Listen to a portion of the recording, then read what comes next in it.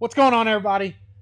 Brandon with Jarhead's Garage. Today, I'm going to do a video on some things that I take with me whenever I go on a road trip on my motorcycle. This isn't an all-encompassing. This isn't what you should take, and it really depends on what your road trip, how far you're going, and what you're doing as far as what you should take. Some people might look at this and be like, that is way too much. Trust me, I agree. Sometimes I just like to go with nothing. But this weekend, I am going on a long road trip with some brothers of mine. So figured take some stuff with me just in case we get stranded on the side of the road. We're good to go. Plus, I live in North Carolina. We're going to Eastern Tennessee. The weather kind of is crappy just this time of year. So we take some extra stuff with us. Let's get into it.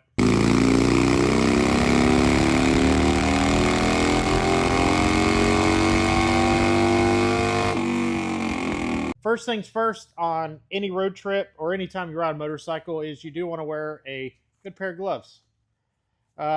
These are some summer gloves. They have some decent leather on them, on the palms. They're kind of thin.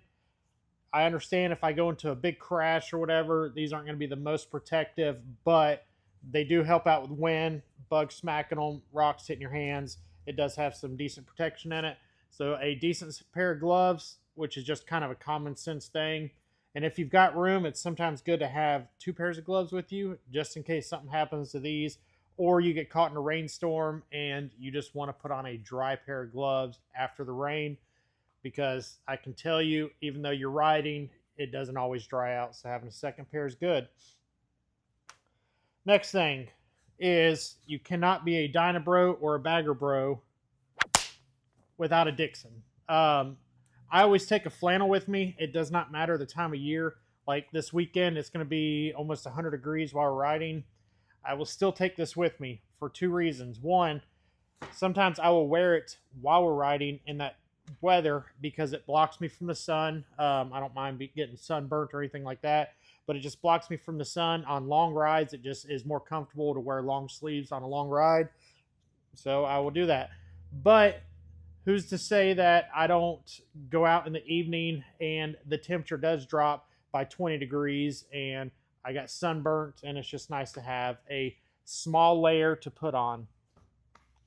This next one is going to be really dependent on where you live in the country, because if you live out west, it's probably not going to be needed. But a rain gear setup. This one is from First Manufacturing. Pretty sure it's First Manufacturing. I'll have to look at but it's just a whole rain suit, pants and bottom, or pants and a jacket. I have some booties somewhere. I don't typically wear the booties. I just don't like the way they feel on my feet whenever I try and walk and all that other stuff. I'll just deal with some wet shoes, but sometimes it is nice to just have rain gear, especially if you're riding for extended periods of time in the rain. Because whenever we ride and we get caught in the rain, we don't just pull over under an underpass unless it's a major storm.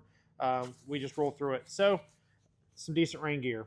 All right, next thing, just kind of moving on down the list, and a lot of it has to do with just the rain, is change of socks. I usually try and bring me at least one change of socks, mainly because the shoes that I ride with during this time of year, they drain out pretty quick and they dry out easily, but my socks don't, so I usually bring me a spare pair of socks. It's recommended. If you're a Marine or Army, you'll understand you need to hydrate. Take some Motrin and change your socks. Speaking of Motrin, I always bring me some Motrin with me. I've got joint issues and I'm just getting old. So on long road trips, popping a Motrin right before the road trip really helps out with my back and legs and feet and arms and all that fun stuff. So there's that. Phone charger. Common sense, but always have a phone charger with you just in case you're stuck on the side of the road, unless you're just one of those people, which I wish I could be sometimes, where you just want to disconnect and get careless if your phone does die. But having a phone charger on a long trip is a must. All right, next thing. I personally wear a full face helmet. It's not in here right now. I wear a full face helmet, so my windscreen gets nasty all the time. So I usually like to bring me a very nice towel that's got the lint-free, whatever it's called, on the one side of it, and some goggle cleaner, because windscreens on helmets are not cheap, especially one that I have on mine where where it auto tints and all that stuff. So I usually try and have me a nice towel and some cleaner. So that way, after a long road trip, whenever I get to where I'm going, I can clean it. Or if I just get caught in a bunch of nasty crap on the way, I can clean it up at a stop while we're going. Next thing, I usually keep a schmog on me in my bike. This typically stays in the bike at all times. What I like about these, especially right now in the middle of the summer, is I always take it and I throw it over my seat while we're parked somewhere, especially if my bike's sitting out in the sun. The reason I do this is because if you have ever gotten onto a leather seat after it's been sitting out in the sun baking for hours on end, you know exactly what I'm talking about. So you can take this, toss it over your seat. So that way when you sit down, you can take it off, sit down. You have a less likely chance of having a burnt onion ring when you sit down on that. And if you know what a burnt onion ring is, you and I can be friends, because having a burnt onion ring after sitting down on a seat just absolutely sucks. All right, next thing, I am missing one part to this kit. I loaned it out to somebody and haven't bought a new one. I need to buy one for this weekend. But I always try and carry an inflator with me. So this is just a little battery-powered pump. It's super convenient. I pumped up 3 tires or 4 tires with it, and it only went down to like 50%. But pretty much you just screw it on, you turn it on, and then you set your pressure, and then it'll start pumping, and then it shuts off on its own. So that way, if you get caught on the side of the road where you pick up a nail, you got something to do it. And speaking of that, the part that I'm missing in my kit that I really wish was in this video is just a very cheap plug kit. It doesn't have to be some big fancy big plastic kit. It can literally just be the reamer, the plug tool, and some plugs, just so that way if you get a nail on your tire or whatever and you lose air on the side of the road, you can just patch a tire real quick, get onto the road and to the next location where you're going. So something to pump up a tire and plug a tire, I would consider that a must. Now, these two are kind of one and the same, but I like having redundancies on certain stuff. This is just a boo-boo kit. I don't consider this a blowout kit. I'm not going to kind of go into medical stuff in this video, but there is a massive difference between having a blowout kit and a boo-boo kit. A blowout kit, you're SOL and you need medical attention very quick. This is just a boo-boo kit. It's got Band-Aids, it's got some gauze in it, it's got some cleaning, I've got some shears. Yeah, just all your basic stuff for if you have a boo-boo. It helps out. Keep a boo-boo kit. I usually carry a tourniquet with me as well. My tourniquet is MIA, so I need to find my tourniquet and get it on my bike before this weekend. That is a vastly underlooked item to keep in your motorcycle kit. We had one of my buddies go down last year. A car, they were coming up in traffic. He hit his brakes. A car dove into his lane. Didn't even look, smacked the side of it. He went down and just everything started squirting out of his arm. And luckily, somebody that was riding with them was there. They had a tourniquet on their bike and they were able to apply the tourniquet. If not, there was a very, very high likelihood he probably would have bled out on the side of the road. So keeping a tourniquet in your kit is very important. You can either keep it in your boo-boo kit if you got a boo-boo kit or this, but I don't really have room for full blowout kit, nor do I really anticipate it. I mean, if I need a blowout kit on the side of the road, I'm going to be hurting anyways, and I won't be able to do it. So next kind of goes into this. This is just a basic kit that usually always stays in my saddlebag. A lot of this stuff will sometimes go in and out, whether I keep it in there or not. This always stays in my saddlebag, and so does this. And what do I got in it? So on this side right here, just a little bit of medical stuff, some goodie powders, some Pepto, because you never know when that urge hits and you're on the road and you could use some Pepto. These are just Tylenol, Motrin, Tums. And then in here is just another little boo-boo kit that I've just kind of pieced together to get stuff done. And then I did realize I am missing, I usually keep sunscreen in this pouch as well. So good thing I'm making this video, so I need to restock my sunscreen, so that way I got sunscreen in my little boo-boo side over here. And then in my front pouch, this is just kind of my maintenance kit. And whenever I refer to maintenance, I'm not trying to rebuild my engines on the side of the road or whatever. I literally am just, if I'm stuck on the side of the road and it's something quick that I could fix just to get me from point A to point B, a wire's broken, I got something where I can just shave the wires and put it back together, and then I have some tape to tape it up just to get me off the side of the road. That's it.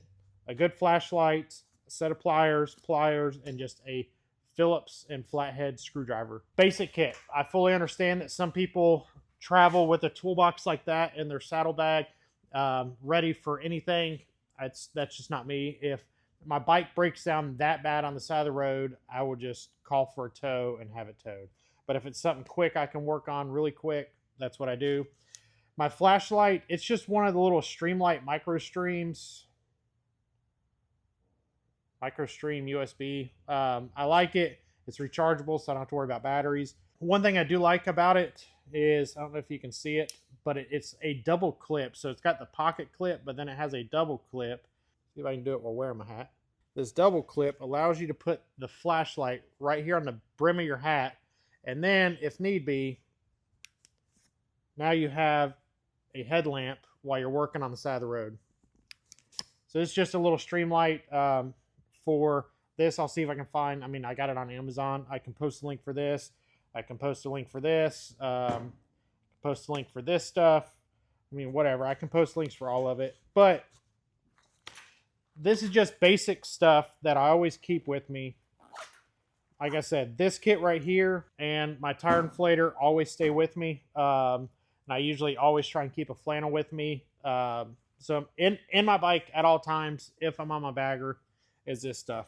Granted, if I'm not on that and I'm on my Dyna, or I'm ripping around on this house right here, I'm not going to have all this stuff with me. I'm just going to have what's on my person. So everybody gets that. Some other little odds and end things. I think I said this earlier. Keep you some Motrin, especially on a long road trip as you get older. It's nice. If you wear glasses, bring you some glasses cleaner, because it's nice to clean your glasses. If you like drinking, bring you a flask.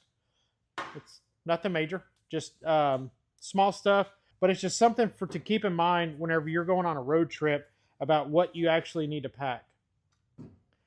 Very basic stuff.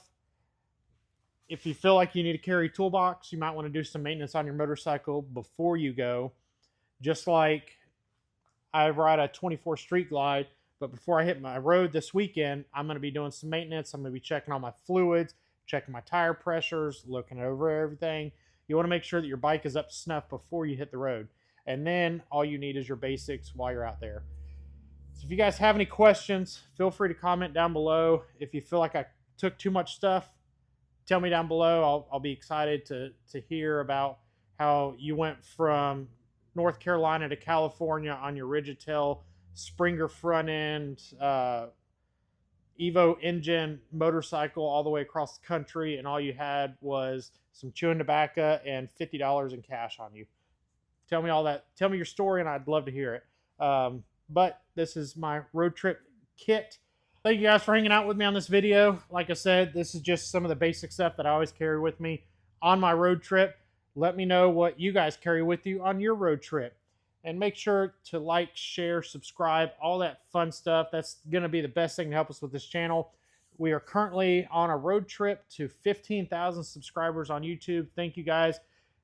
Everybody, thank you. We are currently at roughly 12,600-ish subscribers. So we'd really like to get to that 15,000 mark sooner rather than later. So anything that you guys can do to help would be amazing.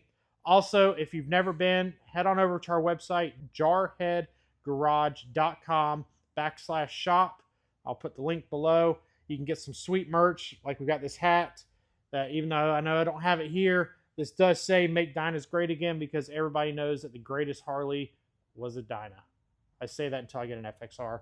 We got some sweet stickers, and then we're also adding parts. So anything that I've done to this motorcycle is already on the website. If you wanted to purchase what we have already installed on our bike. Thank you guys. Catch you on the next one. Get out there, put some miles on your bike, and keep 2 down and 2 up. Catch you guys on the next one.